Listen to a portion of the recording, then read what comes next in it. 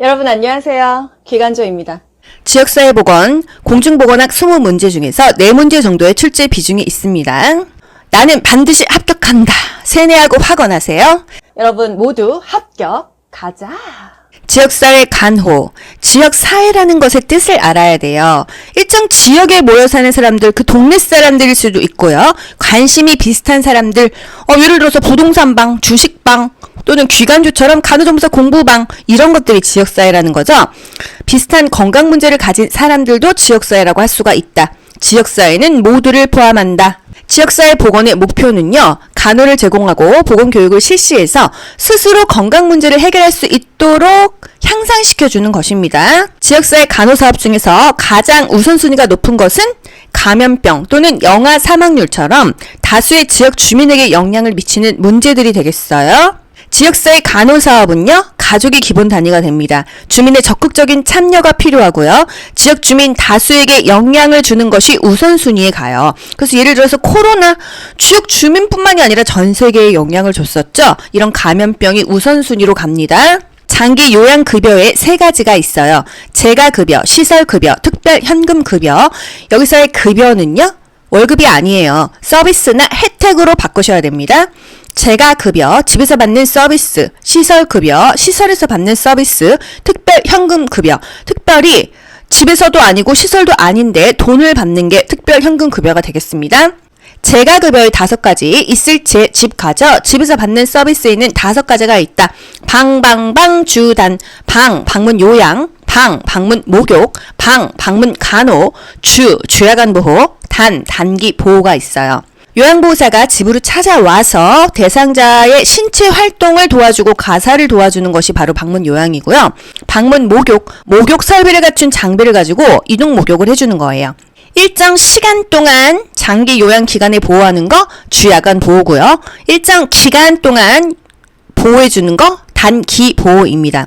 주야간 보호는요, 길 가면서 간판 보이죠? 데이케어 센터입니다.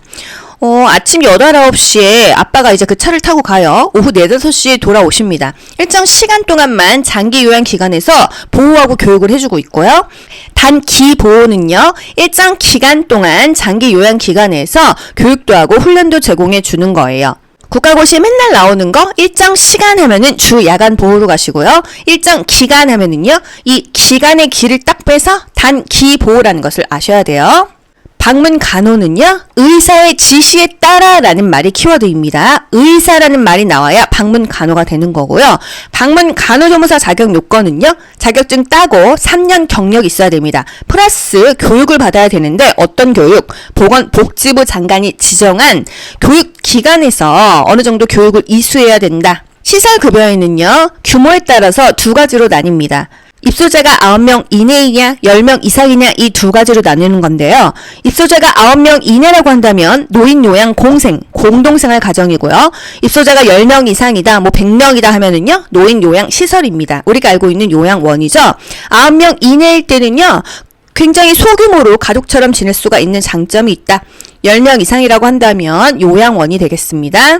특별현금급여에는 BBB 3가지가 있어요. 가족 요양비, 특례 요양비, 요양병원 간병비, 섬이나 벽지 등 외진 지역에 장기 요양기관이 부족할 거 아니에요. 이럴 때는 가족으로부터 이런 상당한 서비스를 받았을 때 돈을 주겠다. 이게 바로 가족 요양비입니다. 우리가 알고 있는 내가 요양보호사 따서 부모님 케어했을 때 돈 받겠어. 이거는 가족 요양비예요? 아니에요. 그것은 가족 요양급여입니다. 급여. 문제. 다음 노인장기 요양보험의 재가급여 중에서 뭐에 해당하는가? 의사, 한의사 또는 치과 의사의 지시에 따라 하면 딱 나와야 돼요. 의사의 지시에 따라 방문 간호예요. 의사의 지시가 없으면요, 우린 간호를 할 수가 없습니다. 어떤 사유로 일주일간 집을 비워야 할 때 일정 기간이구나. 이 기간의 기를 빼서 단기 보호구나. 이렇게 바로 그냥 키워드로 아셔야 됩니다. 아시겠죠? 지역사회 정신간호, 정신건강은요, 정신적인 질병에 걸려있지 않아야 되고요. 만족스러운 인간관계, 그것을 유지해 나갈 수 있는 능력을요, 정신건강이라고 합니다. 외상 후 스트레스 장애 PTSD. 야, 나 그런 말 하지 마. 나 PTSD와 이런 말 우리 많이 하죠. 생명을 위협할 정도의 극심한 스트레스를 경험하고 나서 발생하는 심리적인 후유증이 되겠어요. 신체적으로 학대받았어? 데이트 폭력 있었어? 그럼 남자만 보면은 막 도망가고 싶고, 심각한 교통사고가 있었어요. 또는 자연재해 후유증, 성폭행 후에 정신적인 후유증이 있었다 하면은요, 외상 후 스트레스 장애 PTSD를 겪을 수가 있다. 방어기제의 유형이 국가고시에 꼭 한 문제씩 나옵니다. 제가 말하는 거 뭔지 한번 맞춰보세요. 현실을 거부함으로써 현실 관련의 정신적인 고통을 피해보고 싶어하는 것, 부정입니다. 부정. 알코올 중독 환자가 나는 술은 마셔도 술로 인한 문제는 없어요. 부정하는 거예요. 과도한 억압의 결과로 자신의 욕구와 반대되는 생각이나 태도가 나타난대요. 시어머니를 미워하는 며느리가 시어머니가 집으로 오잖아요? 오히려 극진히 대접해요. 그리고 뒷담화합니다. 미운 놈 떡 하나 더 주는 게 바로 반동형성이에요. 반동형성. 반발심을 갖는다. 그 반으로 생각하시면 되겠습니다. 요거는 비법서로 한번 쭉 읽어보세요. 해리 국가고시 2번 나왔습니다. 직전에 한번 나오고요. 2020년 상반기에 나왔었어요. 받아들이기 어려운 인격의 일부가 자아의 통제를 벗어나 하나의 독립된 인격으로 행동하는 것, 정서적 고통을 피하기 위해서 개인의 성향이나 정체감을 일시적으로 분리하는 것. 이렇게 보면 어렵지만요. 우리 드라마에서 나오잖아요. 해리성 인격장애 있는 여주인공 많이 있었잖아요. 다중인격이다, 이중인격이다. 지킬 박사와 하이드처럼 낮과 밤이 다른 그런 인격체다 하면은요, 해리성 정체감 장애, 해리가 되겠습니다. 문제, 6개월 전 큰 사고로 가족을 잃은 사람이 다음과 같은 증상으로 일상생활에 심각한 문제가 발생하고 있다. 어떤 정신장애냐? 외상 후 스트레스 장애, PTSD가 되겠습니다. 기분 장애는 우울증, 양극성 장애, 조현병, 순환 감정 장애, 범불안 장애 등이 있어요. 우울증은요, 의욕 저하, 우울감, 약물 치료해야겠죠? 조울증이 양극성 장애입니다. 조증과 울증이 교대로 나타나고 있어요. 또 조현병 환자들 사고 많이 내죠. 범불안 장애, 6개월 이상 지속적으로 불안하면은요, 이게 범불안 장애입니다. 질병의 1차적 예방, 2차적 예방, 3차적 예방, 이 지역 사회에서도 나옵니다. 과목별로 다 나오잖아요. 일단 예방접종 1차적 예방이죠. 산정간호, 건강 증진 1차적 예방이에요.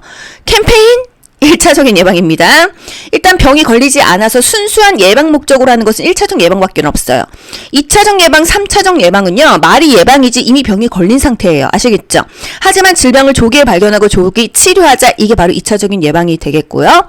3차적인 예방은 그냥 어떻게 쓸 수 있는 기능이라도 써야지, 재활하고 사회복귀하고 재적응하고 물리치료해야지, 이런 의미입니다.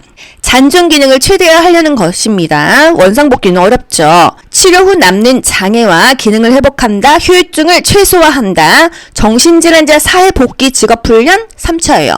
사회복귀, 또 뇌졸중 환자의 재활 3차예요. 합병증의 최소화, 부적응 학생의 재적응 3차 예방이 되겠습니다. 정신재활 프로그램, 질병의 3차적인 예방이죠. 문제, 퇴원 후 환자들이 모여 서로의 고통을 이해하고 경험을 공유하는 모임이 뭐냐? 자조 집단입니다. 스스로 도와주는 게 자조, 셀프 헬프 그룹이라는 거예요. 술을 끊는 모임, 도박을 끊는 모임, 마약을 끊는 모임, 이런 것들이 자조 집단이 되겠습니다. 반영, 날씨가 덥고 공부하기 싫어 죽겠네. 날씨도 덥고 공부하기 싫겠구나. 이렇게 대상자가 나타낸 느낌이나 그 내용을요, 말을 조금 바꿔서 다시 표현해 주는 게 반영이에요. 반영.